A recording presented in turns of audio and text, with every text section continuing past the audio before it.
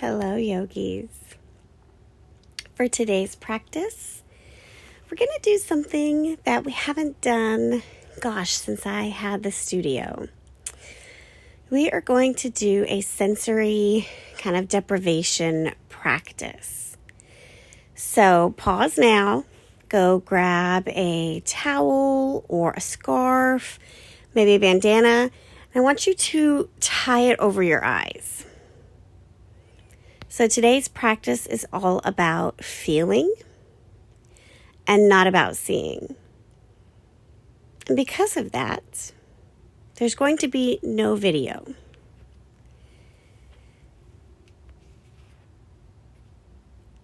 So I'm assuming now you've paused, you've grabbed your tools, you are anxiously awaiting the sensory deprivation practice. Once you're safely on your mat and you've moved anything that you're afraid you might bump into, settle in. I did this morning with a sleep mask on. I had it on while I slept, and then I woke up and I remembered the experience I had of a blindfolded practice. And the act of surrender and trust that comes with not being able to use one of our senses. So in your child's pose, begin to deepen your breath. Your practice is always about you. But when we remove some exterior distractions, it allows us to turn inward even more. And the best part is you have your mat as a guide, right? You'll be able to feel the difference of the ground around you versus under you. And that'll just serve as a guide for you to maybe reset if you overstep or stumble. It's your own yellow brick road. Press up to all fours. And take 3 cow-cat.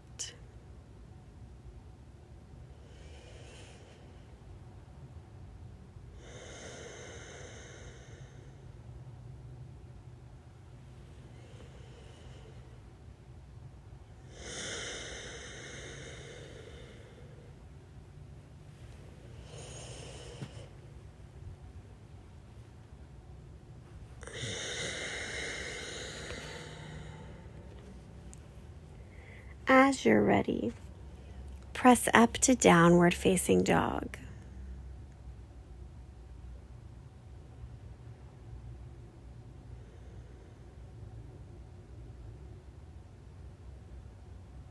Just notice the sensation of plugging in through all 4 corners of your body without looking, right? With just knowing.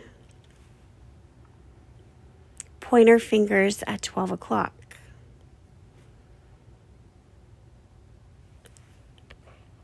Feet as wide as you want. Hips width, narrow, wider than hips width. Pull your tailbone about an inch higher and then press your chest back to your thighs.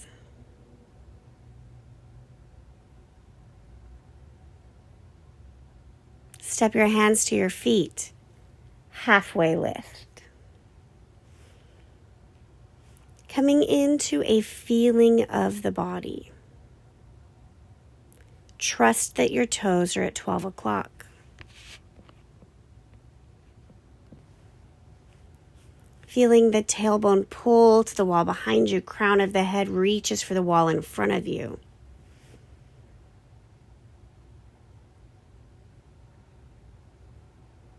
Ragdoll. Let the spine hang like water, flowing over the thighs. Tailbone lifting up even if the knees are bent.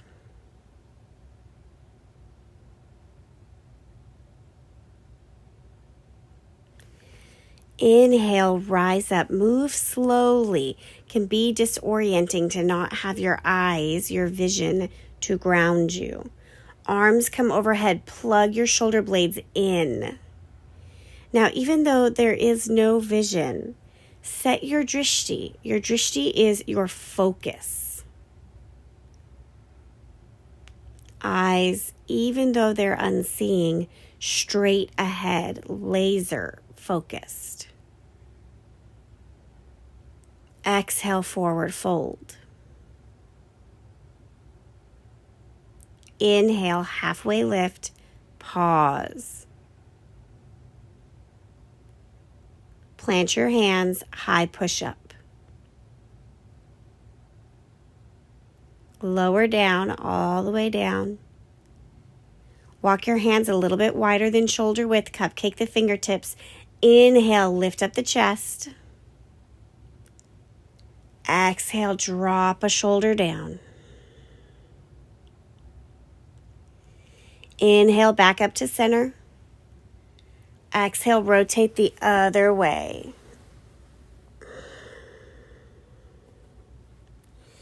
Inhale, back up. 2 more times each side. Exhale as you drop. Inhale, back to center.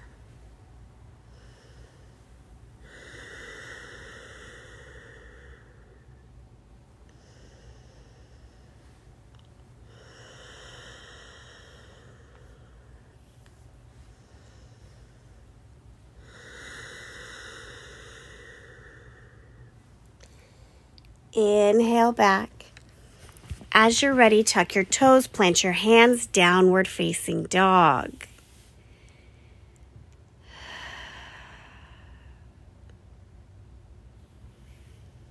As you're ready, step your right foot forward, landing in a warrior one. Don't worry. However wide the feet are, it doesn't matter. We're feeling the body. Inhale your arms up overhead. Press through the outside blade of the left back foot. Notice how the front right knee is tracking. Is it collapsing inward? If so, pull your knee closer to the outside edge, to the pinky toe edge of the foot. Really coming into your body. These bones are yours.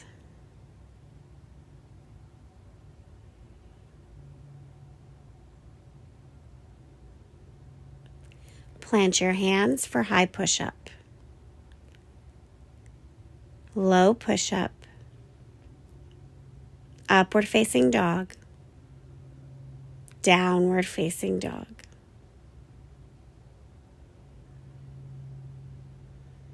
Left leg forward, warrior one. So this same knowing of the body, trusting that the feet are separated accordingly, right? In this posture, we don't want to be on a tightrope.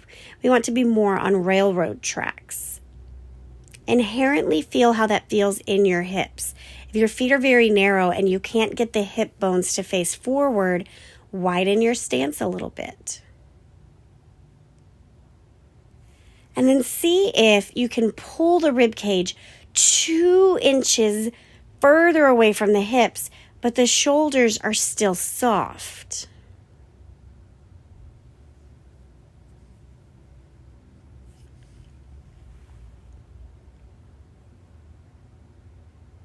High push-up. Low push-up. Upward facing dog. Downward facing dog. Exhale. Let's come into a slower pace of practice. Lift your right leg up. Stack your hip. Bend your knee. Take some time in this. Maybe do some ankle rolls.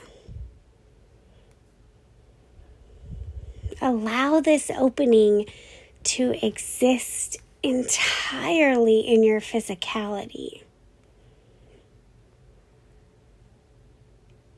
And then return to the ground. Other side. Left leg up. Bend your knee. Stack your hip. And same thing, do some ankle twirls.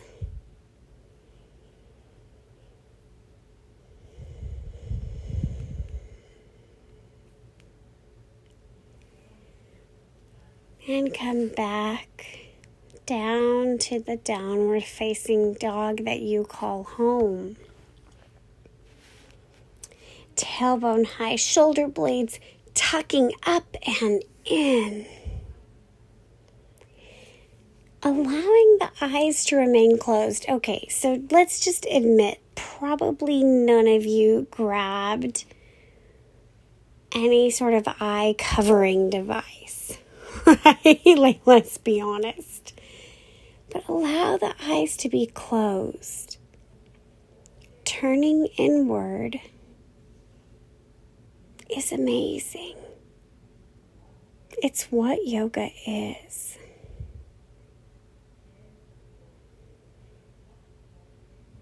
Let's go again. Right leg forward, warrior one. What does it feel like? Stepping into the unknown. Trusting your body. You will land where you were meant to. Arms reach up, shoulders plug in. There's this beautiful inward, outward expression. Sthira Sukha, right? Two sides of the same hand. From your warrior one, take a warrior two. If you don't know what that means, do whatever feels right in your body. I'm not going to show you because you are blindfolded. So your left toes are at 9 o'clock. Your right toes are at 12 o'clock. Your arms are at a T. Your eyes, your chin, your face is pointing to your right middle finger.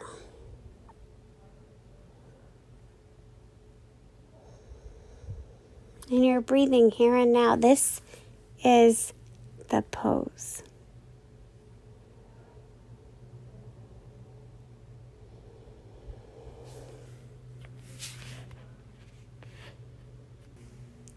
Whenever you're ready, cartwheel your arms, step back, downward facing dog.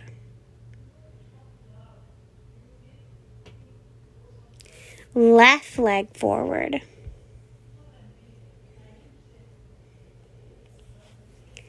Taking the time to set up. And then blossoming, blooming, going warrior two.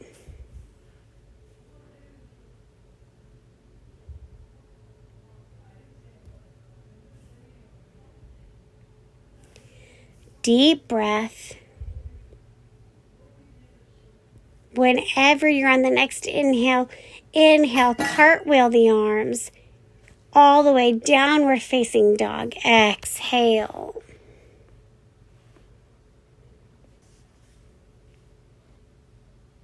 And I kind of feel like I messed something up from side to side. If I did, I'm so sorry. And if not, you're welcome that I did not. But ground down into your breath. Eyes are closed. Trusting. To me, the blindfolded practice is an act of faith. Knowing that wherever you place your foot, universe, God, spirit will place the earth. And if the earth is not there, you will fly. What a terribly complex thing to think through. Drop onto your knees. Take some cow-cat. Just coming back into your body, right? As we move with one of our senses disabled, we're not present, right? We're very focused on the lack, on what is not present. So just currently revel in what is.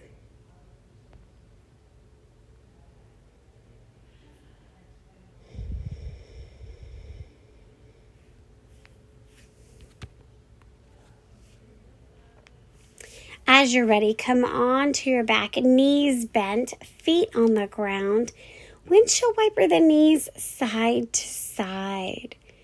Release any tension, any worry, any fear, any upset.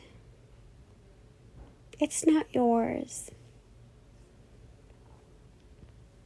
Clasp your hands underneath your back. Press through your heels. Lift the hips. Bridge pose. This act of almost disobedience, right? Of bending opposite of what is normal, of what is acceptable.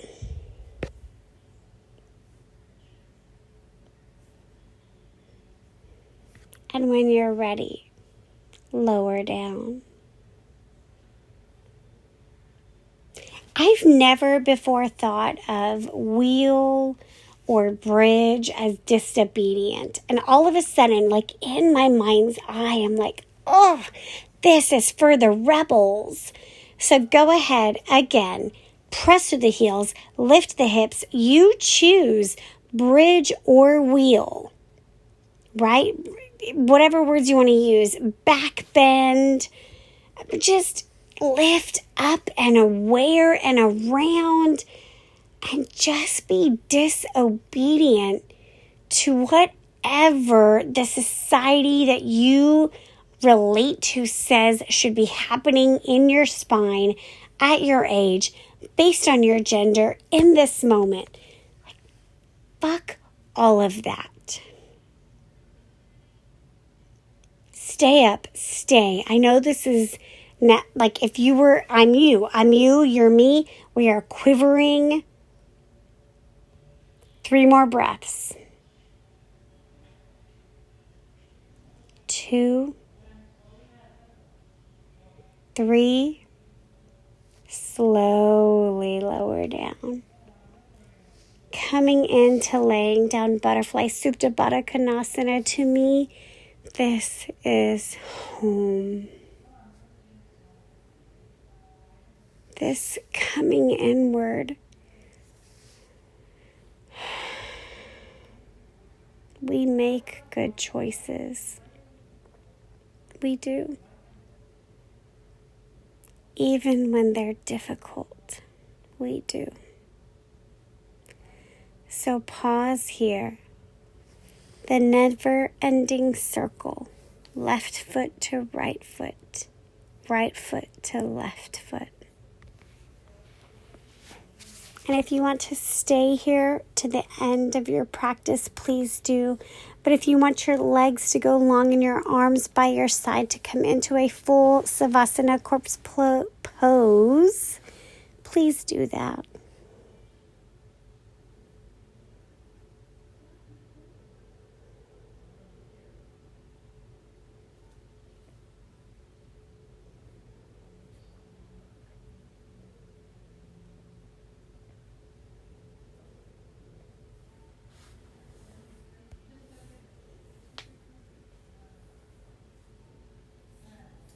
I did not leave a lot of time for Savasana in this practice.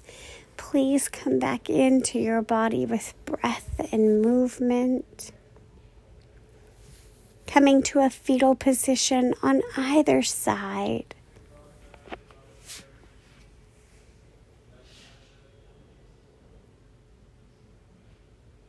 And as you're ready, press yourself up to a simple seat.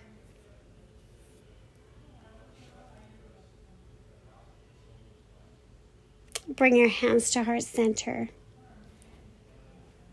Keep your eyes closed. Keep your bandana over your eyes. The place in me that trusts, acknowledges that same place in you. Namaste. We will see you tomorrow. Maybe we'll actually see each other.